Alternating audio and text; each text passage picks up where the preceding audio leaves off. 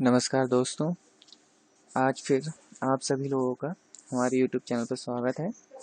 Dear student, आप सभी लोगों से रिक्वेस्ट है, यदि आप चैनल पर नए जुड़े हैं तो चैनल को सब्सक्राइब ज़रूर कीजिए और साथ में बेल आइकन को भी दबाइए ताकि आपको हमारी सारी वीडियोस और उससे जुड़े नोटिफिकेशंस प्राप्त हो जाएं।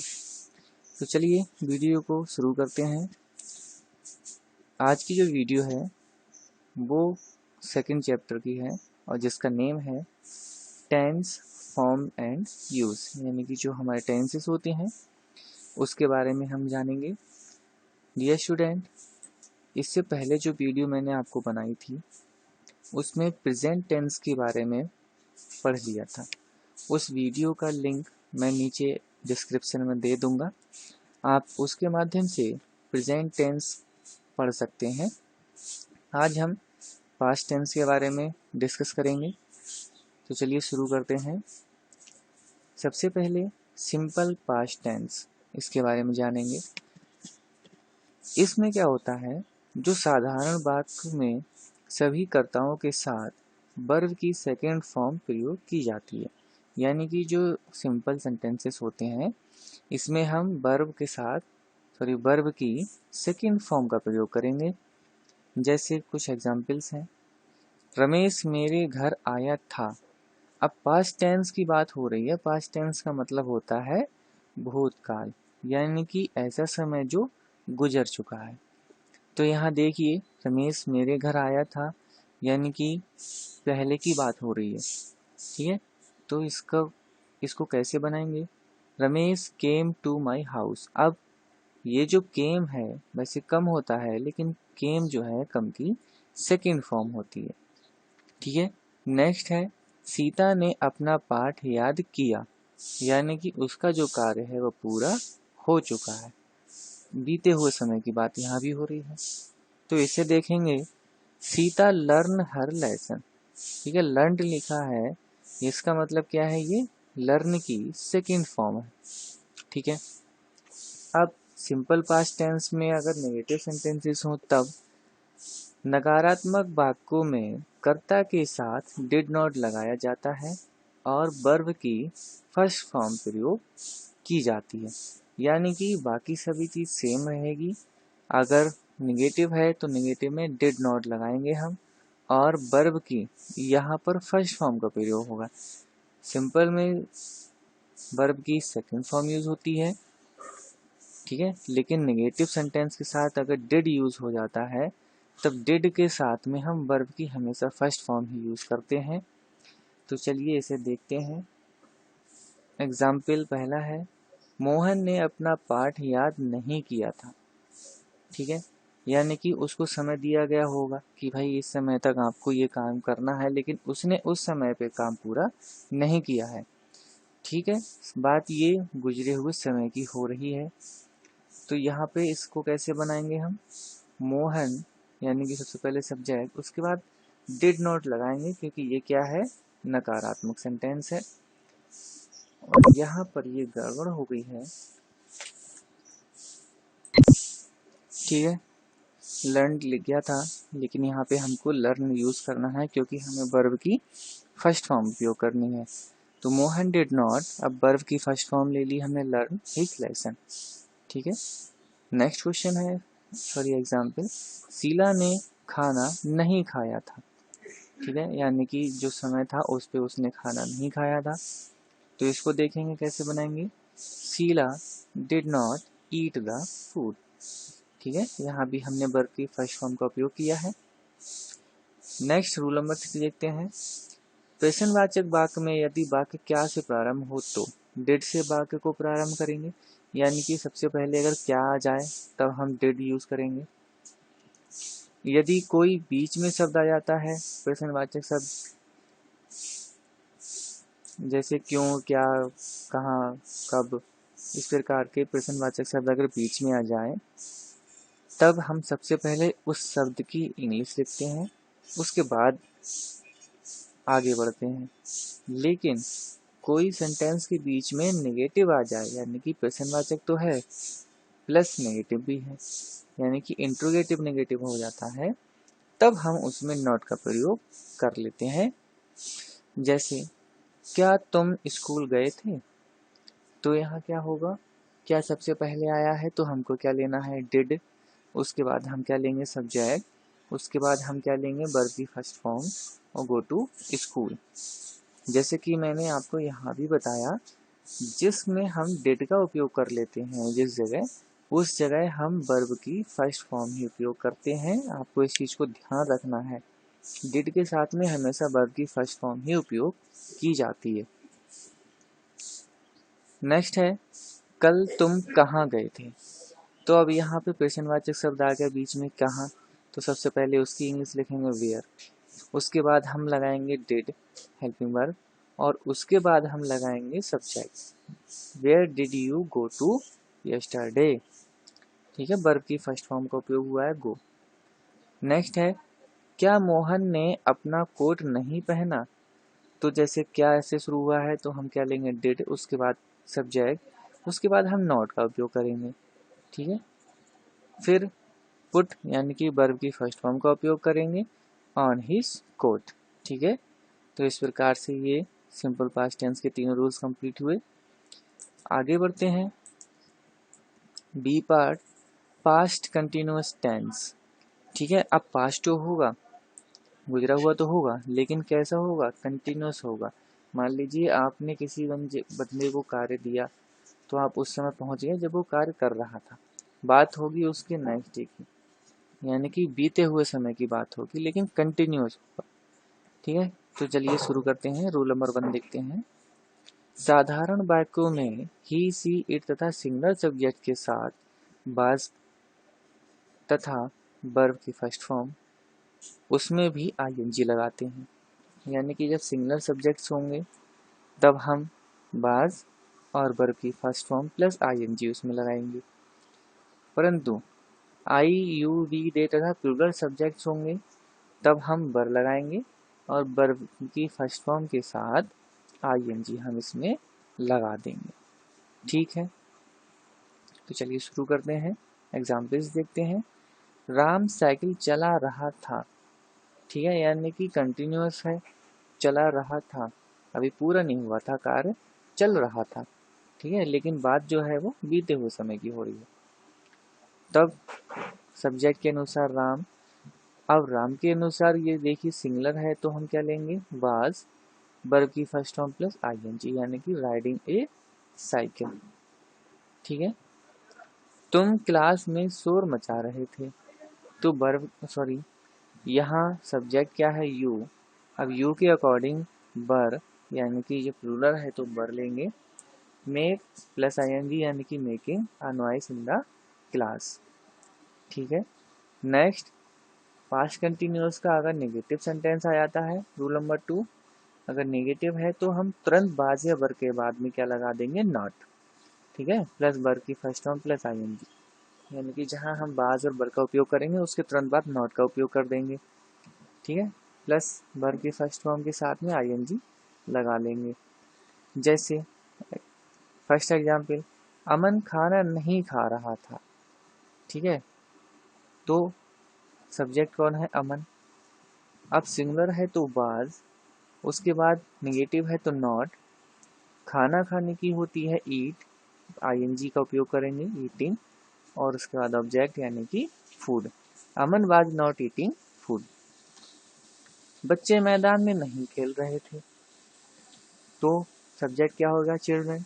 अब चिल्ड्रन क्या होता है, प्लूरल, तो हम ये क्या उपयोग करेंगे, वर, और नेगेटिव है तो नॉट, उसके बाद वर्ब की फर्स्ट फॉर्म प्लस आईएनजी, यानी कि प्लेइंग, खेलने की होती है playing in the field.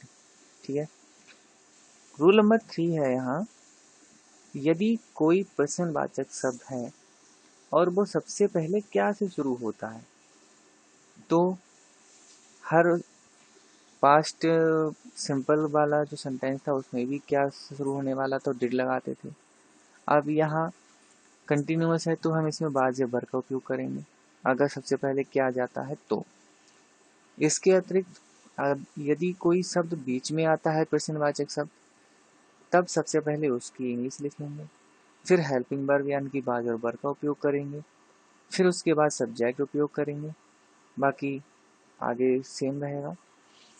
Next है, अगर शब्द इंट्रोगेटिव और निगेटिव दोनों है, यानी कि इंट्रोगेटिव भी है और निगेटिव भी है, तब उसमें सब्जेक्ट के तुरंत बाद हम नॉट का उपयोग कर लेंगे, बाकी सारी चीजें सेम वैसे ही रहेंगी।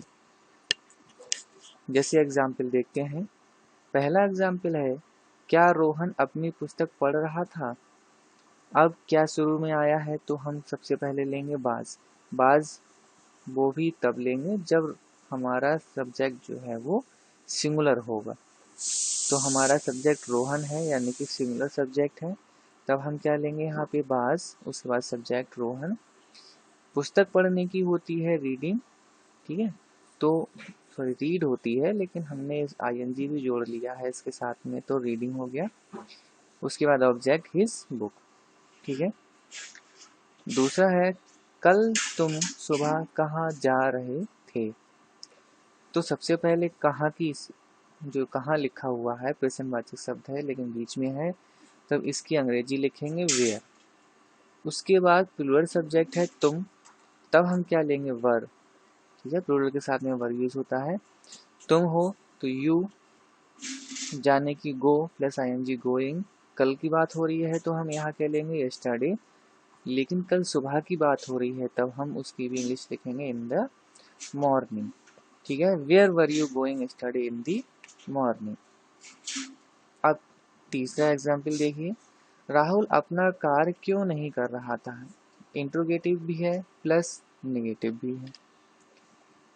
तो सबसे पहले क्यों की इंग्लिश लिखेंगे वाई, उसके बाद में सब्जेक्ट के अनुसार हेल्पिंग वर्ब यानी कि वॉज, फिर सब्जेक्ट लेंगे राहुल, उसके बाद तुरंत बाद नॉट का उपयोग होता है, फिर वर्ब यानी कि डू, उसकी फर्स्ट फॉर्म प्लस आईएनजी यानी कि डूइंग, फिर हिज वर्क यानी कि ऑब्जेक्ट, ठीक है।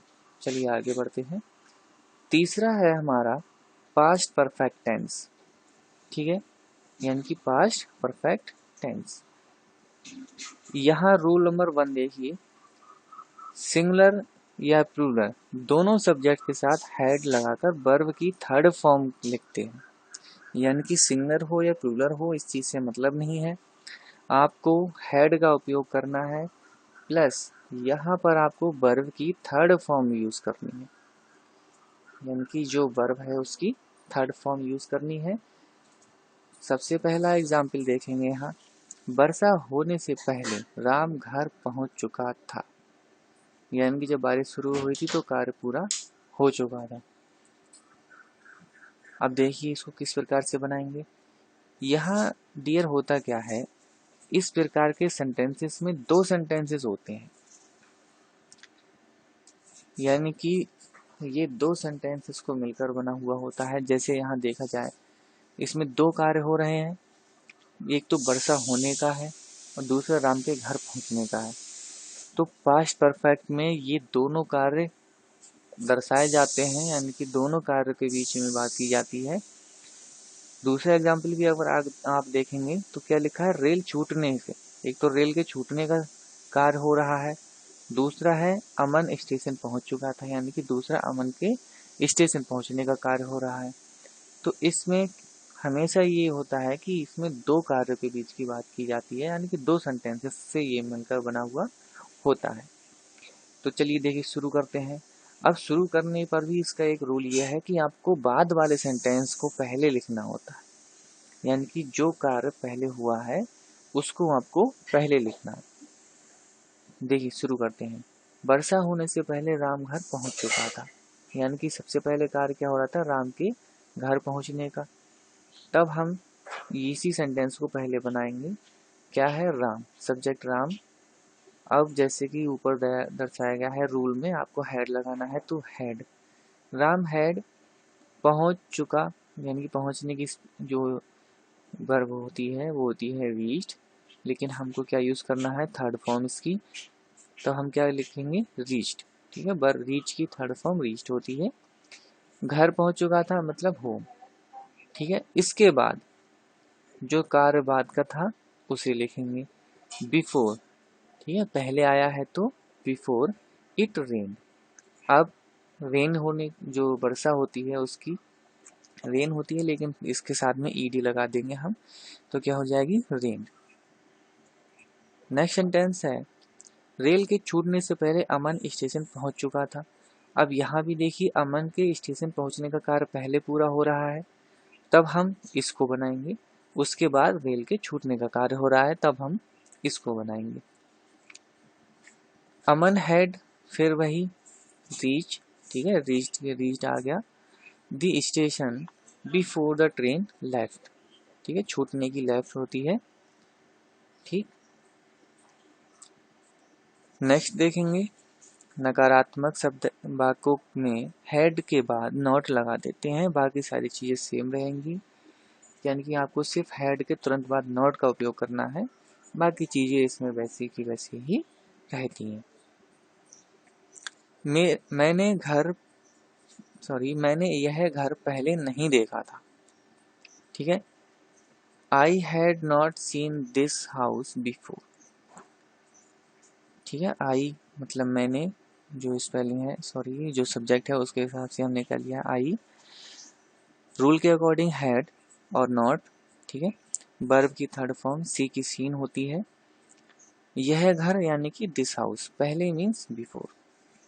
दूसरा है डॉक्टर के आने से पहले मरीज नहीं मरा था, यानी कि मरीज जो था वो मरा नहीं था। अब दूसरा कार्य क्या हुआ कि डॉक्टर के आने का हुआ, तो यहाँ पे दो कार्य हो गए, तो हम क्या लेंगे, the patient had not died, यानी कि मरीज नहीं मरा था, पहले उसकी लेंगे। The patient had not died before the doctor केम, ठीक है। अब रूल नंबर 3, प्रश्नवाचक शब्द। जैसे आप प्रीवियस पीछे पढ़ रहे हैं उसमें भी सेम यही चीजें हैं और यहाँ पे भी यही चीजें हैं। चलिए देखते हैं, अगर कोई शब्द वाक्य क्या से शुरू होता है तो हेड का उपयोग करेंगे शुरुआत में। कोई प्रश्नवाचक शब्द बीच में आ जाता है तो सबसे पहले उसकी स्पेलिंग लिखेंगे, फिर हेड लगाएंगे, फिर उसके बाद सब्जेक्ट लिखेंगे, बाकी वर्ब की थर्ड फॉर्म और ऑब्जेक्ट। अगर इंट्रोगेटिव नेगेटिव है तब वाक्य में सब्जेक्ट के तुरंत बाद नॉट का उपयोग कर लेंगे, ध्यान रहे लेकिन सब्जेक्ट के तुरंत बाद करेंगे, ठीक है। तो चलिए एग्जाम्पल देखते हैं। क्या मेरे स्कूल पहुंचने से पहले घंटा बज चुका था, ठीक है। तो सबसे पहले यहाँ क्या बात हो रही है, घंटा बजने की, और हम यानी कि मैं जो है स्कूल बाद में पहुंचा है, घंटा पहले ही बज चुका था। तब हम पहले जो कार्य हो चुका है उसकी स्पेलिंग लिखेंगे। क्या से शुरू हुआ है तो हमको यहाँ पे हेड सबसे पहले ही लेना पड़ेगा, हेड। द बेल रंग, ठीक है, रिंग फर्स्ट फॉर्म होती है, रंग इसकी थर्ड फॉर्म होती है। द बेल रंग पहले यानी कि बिफोर। अब कौन पहुंचा है, मैं यानी कि आई। रीच, लेकिन ईडी लगा दिया क्योंकि रीच की थर्ड फॉर्म रीच्ड होती है। आई रीच द स्कूल, ठीक है। सेकंड एग्जाम्पल है, मेरे सोने से पहले तुम पत्र क्यों लिख चुके थे, यानी कि पत्र लिखने का कार्य पहले हो चुका है और सोने का कार्य बाद में हुआ है। तब हम पहले जो कार्य हो चुका है उसकी इस अंग्रेजी लिखेंगे। क्या है, देखिए अब प्रश्नवाचक शब्द आया है क्यों, तो सबसे पहले हम इसकी अंग्रेजी लिखेंगे वाई, फिर हैड यानी कि हेल्पिंग वर्ब, फिर उसके बाद हम क्या लिखेंगे, subject. You, right first form होती है, रिटन थर्ड फॉर्म होती है, तो हमने यहाँ पे क्या यूज किया, written a letter before I slept, ठीक है। स्लीप की थर्ड फॉर्म होती है स्लेप्ट। अब यहाँ तीसरा एग्जाम्पल देखिए, क्या हम बस छूटने से पहले बस स्टॉप नहीं पहुंच चुके थे। Interrogative plus negative sentence. क्या शुरू में आया है तो हैड ही यूज करेंगे, उसके बाद हम की बात हो रही है तो हम क्या लिखेंगे, वी। नेगेटिव है तो नॉट। रीच थर्ड फॉर्म लगा दी, रीच द बस स्टैंड, ठीक है, पहले बस स्टॉप जाने की बात हो रही तो बस stand. Before the bus started, यानी कि छूटने की क्या होती है यहाँ पे, स्टार्ट। अब स्टार्टेड हमने जो लगाया है वो इसकी थर्ड फॉर्म हो गई, ठीक है। I had we not reach the bus stand before the bus started, ठीक है। इसका फोर्थ पार्ट देखते हैं। The present perfect continuous tense. ठीक है, इन वाक्यों में प्रत्येक कर्ता के साथ हैड बीन तथा वर्ब प्लस आईएनजी, ठीक है, मतलब वर्ब की फर्स्ट फॉर्म की बात हो रही है, यहाँ पे लिख लेते हैं, ये वर्ब की फर्स्ट फॉर्म प्लस आईएनजी लगाते हैं।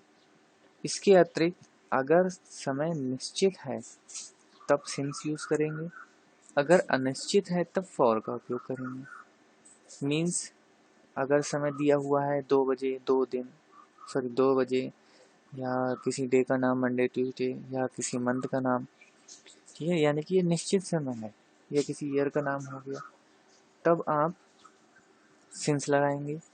और अनिश्चित है मतलब ये पता नहीं है कि कितने समय या किस समय, इस तरह की बात हो रही है। जैसे मान लीजिए 2 घंटा, तो 2 घंटा कोई भी हो सकता है, सुबह का, शाम का, दोपहर का।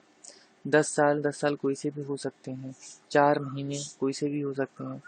तो ये अनिश्चित समय होता है, तो ऐसे में हम क्या उपयोग करते हैं, फॉर। ठीक है, एग्जाम्पल देखते हैं। सीता सुबह से अपनी गुड़िया से खेल रही थी। अब निश्चित समय है सुबह, मॉर्निंग, ठीक है, मॉर्निंग का जो समय होता है, मॉर्निंग, आफ्टरनून, इवनिंग, नाइट, ये निश्चित समय होते हैं। ठीक है, तो सीता अब रूल के according had been, play first form plus ING, playing with his doll since morning.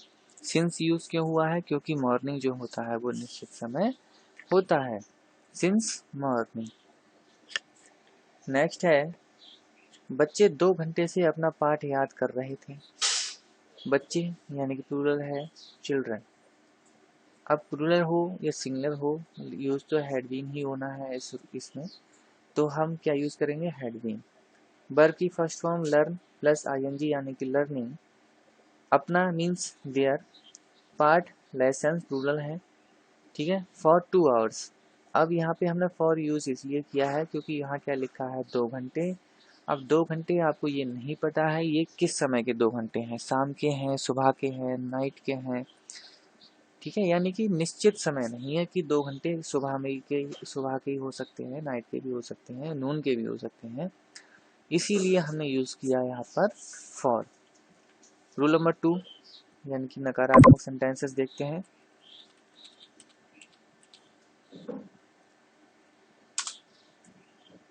अगर कोई सेंटेंस नेगेटिव है तब आपको हैड के बाद और बीन से पहले नॉट का उपयोग करना है, बाकी सारी चीजें सेम रहेंगी, कोई चेंजेस नहीं होगा।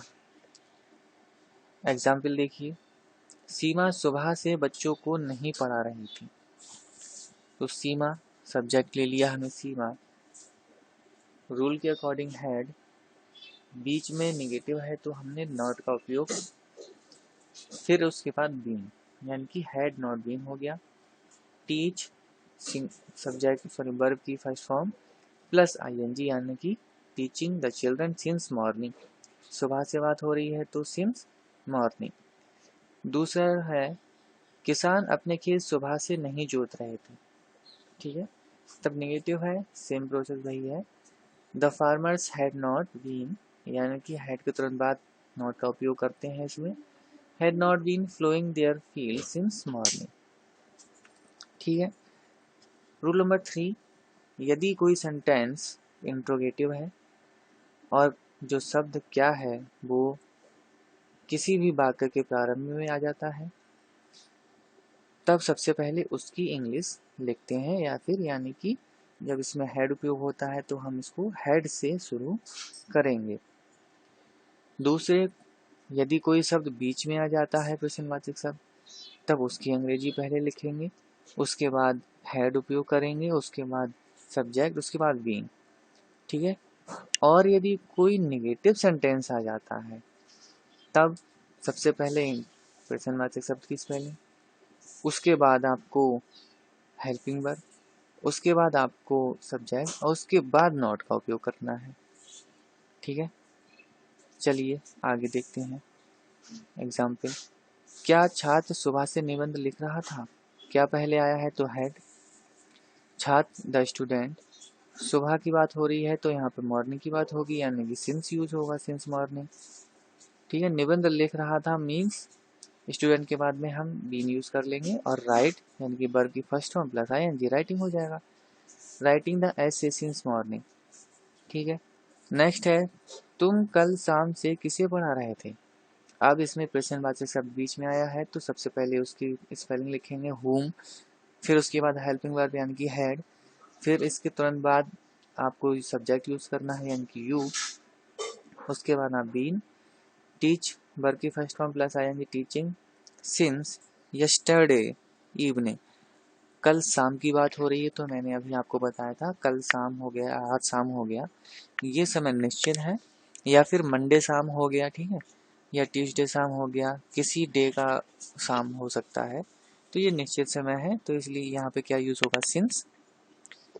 क्या सुनार सुबह से अंगूठी नहीं बना रहा था। अब यहाँ पे क्या शुरू में आया है तो हैड ले लिया, सुनार सब्जेक्ट है आपका, द गोल्ड स्मिथ हो गया। नेगेटिव है, मैंने बताया सब्जेक्ट के तुरंत बाद आपको नॉट का उपयोग करना है, तो नेगेटिव के हिसाब से आपने नॉट यूज कर लिया। वीन आ गया, making a ring since morning. Okay student, okay, तो ये चारों रूल्स, सॉरी चारों पार्ट्स थे पास्ट कंटिन्यूअस के ABCD, और हमने इनके सभी रूल्स पढ़ लिए हैं। इसके बाद में मैंने आपको इसके फॉर्मूले जो हैं, ठीक है, उसको एक टेबल में बना के रखा है। प्रीवियस वीडियो जो है उसकी भी मैंने इसी प्रकार से एक टेबल बनाई है, सेम वही टेबल यही है। उसका लिंक यानी कि जो प्रेजेंट टेंस था उसका लिंक आपको इस वीडियो के डिस्क्रिप्शन में मिल जाएगा, आप वहां से उस लिंक को ओपन कर सकते हैं। ठीक है, यदि आपको कोई पॉइंट समझ में नहीं आता है तो आप इस टेबल को पढ़ लीजिए। आई होप कि आप इसको पढ़ के सारी चीज़ें सीख जाएंगे अच्छी तरह से।